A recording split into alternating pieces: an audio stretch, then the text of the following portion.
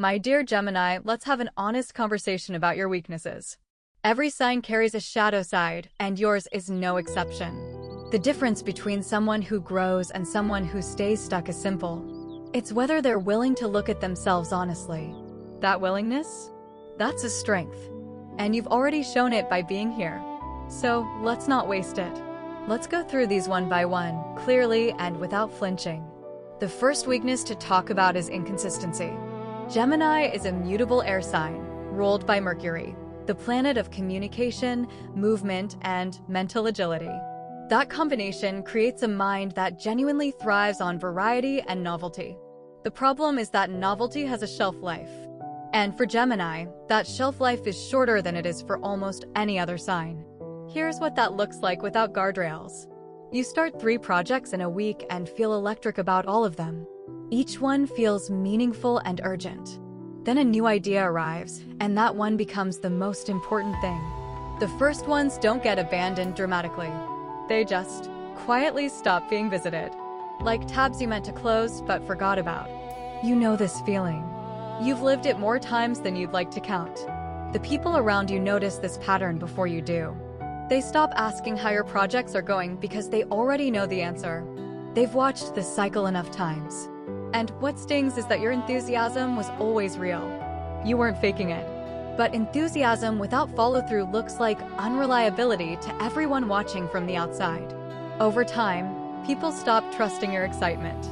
They wait to see if you actually finish something before they invest in it alongside you. That's a reputation that's hard to undo. This is what you can do. Write down every active project you currently have. Then cross out every one except 2.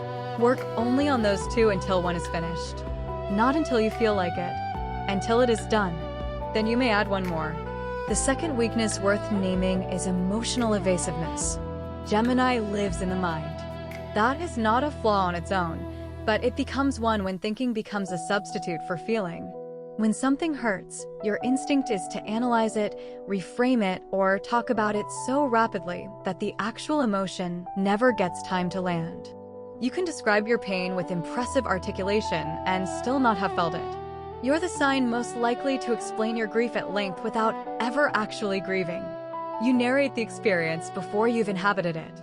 And because you sound so composed and self-aware, the people around you often assume you've processed something you've only described. They move on. You appear fine. But underneath the commentary, the emotion is still sitting there, unacknowledged, unresolved, waiting. This creates a slow kind of accumulation. Unexpressed emotion doesn't disappear. It resurfaces later as irritability or withdrawal, or a sudden disproportionate reaction to something small. People close to you may feel like they can never quite reach you. Not because you don't care, but because you've learned, somewhere along the way, to stay one step above your own emotional experience. It feels safer up there. It feels cleaner. But it costs you depth. Here is the shift. The next time something difficult happens, before you talk to anyone about it, set a timer for 10 minutes. Sit without your phone. Don't write. Don't analyze.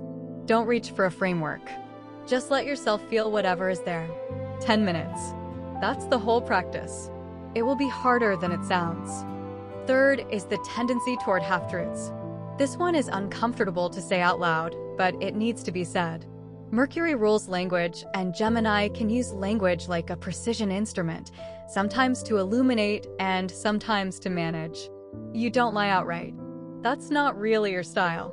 But you are extraordinarily skilled at telling the version of the truth that serves you best in the moment. You leave out the parts that complicate the story. You emphasize what makes you sound considered and thoughtful, and you quietly omit the part where you changed your mind 4 times before landing here. You frame past decisions in a way that makes them sound more intentional than they were. You present the final answer without showing the messy process that got you there. In isolation, none of this seems harmful. But over time, the people who know you well begin to sense the editing. They can feel the shape of what's missing, even if they can't name it. They start to wonder what else is being curated. Trust erodes quietly. And you're often genuinely surprised when it does, because in your mind, you weren't lying. But there's a difference between not lying and being fully honest. The people closest to you deserve the second one. This is what you can do. Before your next important conversation, write out the full honest version of whatever you need to say. Include the parts that don't reflect well on you. Include the confusion, the contradiction, the times you were wrong. Then say that version out loud. Not the polished one, the real one. Fourth is the avoidance of depth in relationships. This one connects to your emotional evasiveness, but it operates differently. Gemini is genuinely gifted at being engaging. You can connect with almost anyone. You ask perceptive questions. You hold a room. You adapt your communication style intuitively to whoever you're with. These are real skills, and people are drawn to you because of them. But here's what happens in longer-term relationships. Sustaining genuine intimacy requires something different from being interesting. It requires letting someone see you when you're not performing well, when you're confused, when you're wrong, when you're tired of being articulate. It requires sitting in an uncomfortable silence without filling it. That kind of stillness feels unnatural to you. It feels like exposure without payoff. So relationships often reach a certain depth and then level off. You keep them lively, fun, and intellectually stimulating. But you manage the distance carefully. You stay close enough to feel connected, but far enough back to feel safe. People sense the invisible ceiling, even if they can't describe it. Some of them stop trying to go deeper and simply accept the version of you they're allowed to see. Others leave. And sometimes you don't understand why. Here is the shift. Choose one person in your life you genuinely trust. The next time they ask how you're doing, don't give the clever answer. Don't deflect with humor or a story.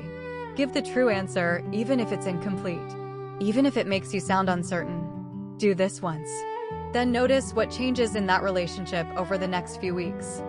And the fifth weakness is chronic overstimulation, which shows up as restlessness, scattered focus, and a low tolerance for anything that requires sustained patience. Your mind processes information faster than most. That is a genuine advantage in many contexts.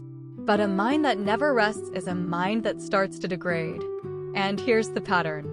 You consume content, conversations, ideas, and inputs constantly. The moment stimulation drops, even briefly, the discomfort is almost physical. Silence feels like something is wrong. Stillness feels like falling behind. So you reach for your phone. You start a new conversation. You find the next interesting idea.